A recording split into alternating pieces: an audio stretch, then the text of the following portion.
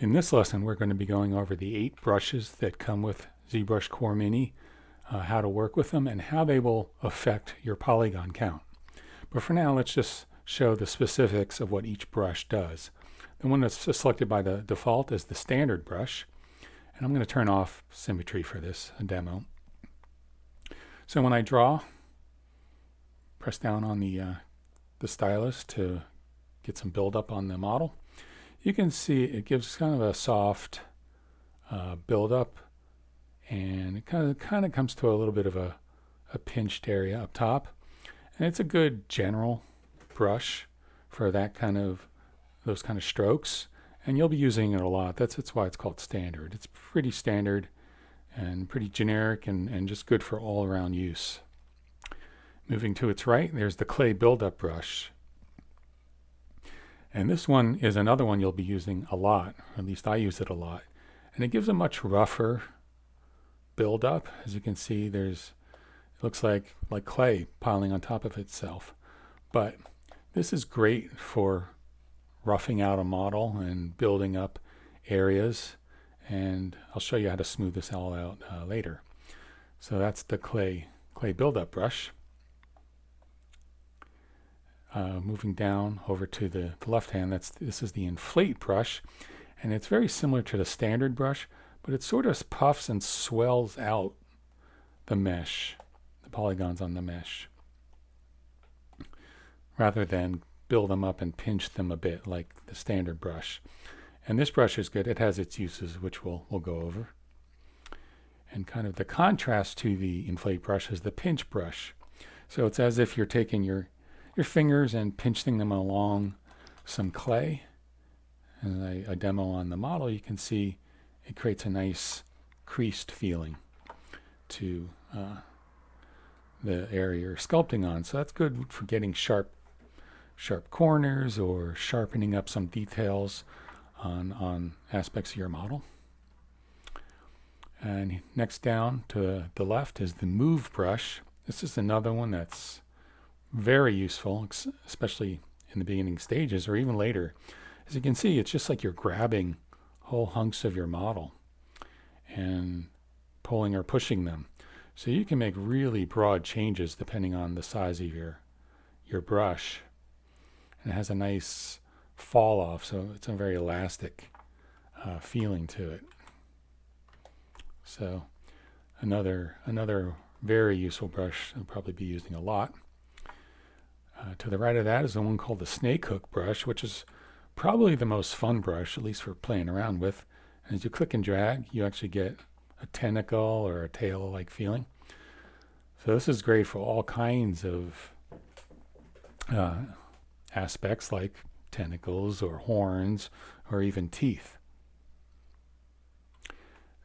Down and to the left from there is the /3 brush. So if you're wondering where the other /1 and 2 are, they're in the full version of ZBrush. But don't worry, this is a very useful brush, and it kind of gives a very hard pinched crease to cut to your work, to the area you're sculpting on.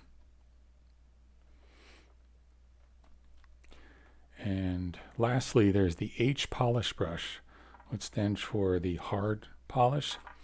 So this works with brush pressure, especially, well, they all do, but if you just rub lightly on your model, it's like you're doing a little bit of polishing, kind of smoothing a bit. But as you press harder, you'll notice it flattens out areas. So this is very good for getting planes on your model as you're working, or doing hard surfaces is especially what it's used for. So you can get some pretty nice effects with it. You could use it in conjunction with the pinch brush to tighten up those creases if that's what you're going for. So those are the 8 brushes. Now, you noticed everything I did aside from the slash brush has been pushing out on the model, or pulling clay out, the digital clay. If I go back to my standard brush, and if I want to create an indentation, I just hold down the Alt key as I'm working. So basically, the Alt key does the inverse of whatever the brush is set for. Here's the clay build-up brush, holding down the Alt key so you can carve into your model. Now, the move brush, if it does do something if you hold down the Alt key, if I hold down the Alt key, it just sort of pushes and pulls out in a straight, I want to say straight line along the normals of the angle that you were on your model. So it'll do it the angle of whatever plane it's determining that your model is facing. Without it, you're just pulling along in screen direction, so it's left to right or up and down. So just remember that you can use the Alt key with the move brush. With the slash brush, by default, like I demoed, it cuts in, but if we hold on the Alt key, it gives the opposite effect. So that's good for getting nice sharp ridges like that. A little bit like the pinch, but it really pulls out the clay. These are the basics of working with these brushes in this program. Before moving on, play around with them on a default sphere and just get a feel for how they work. And I'll see you in the next lesson. Since I came up with these lessons, there was a new version of ZBrush Core Mini released that has some new features that I'd like to illustrate for you. There's just a few, but some pretty cool brushes. Now you'll notice over to the left, we'll have some brushes called Chisel 3D, Chisel Creature, Chisel Shapes, and Chisel Organic. And they're really pretty cool. You can actually grow these various shapes out of your mesh. Like you can see there's various noses and eyes and ears. And I'm going to start with an ear. Click on that. And I'll turn the model to the side and I'll drag and rotate my brush, and kind of like magic you can see that we get some ears. So that works as well for the eyes. Click and I'll drag on an eye and create one like that. I'm going to illustrate a nose. One issue when you have symmetry on, if you click and drag out a nose, is that sometimes it's a little tricky to get just right because of the symmetry. If you have any issues, you can turn the symmetry off. Now let's go to Chisel Creature, which has some cool shapes. Here's one called Spike. I'll click on that and drag onto the head, and it grows these horns out of the head. We are getting some stretching in the polygons, but that's okay. If you could smooth it out and then sculpt in some detail later. I'm not going to go through every one of these. I'll let you have fun with that.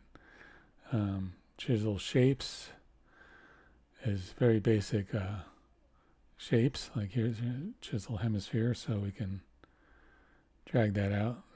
That's also a good starting point for an eye if you want. And you can see various other mechanical looking shapes. And there's Chisel Organic, which again has some pretty cool ones like this animal fin. It could look like wings almost, or a fish fin. So if you're having trouble getting some ideas, maybe play with some of these. And I always advise you to just go over it with your own sculpting to make it a little more unique.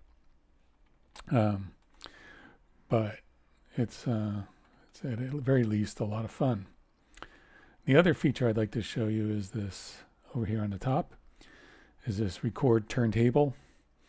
That's going to actually spin the model around and do a video recording of it so you can share it on whatever medium you want. So all you do is click on it and let it do its thing.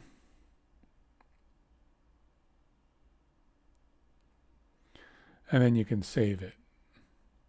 And it's in an MPEG file format. So that's pretty much it for the new features. There's some neat brushes and the turntable. So have fun playing with those.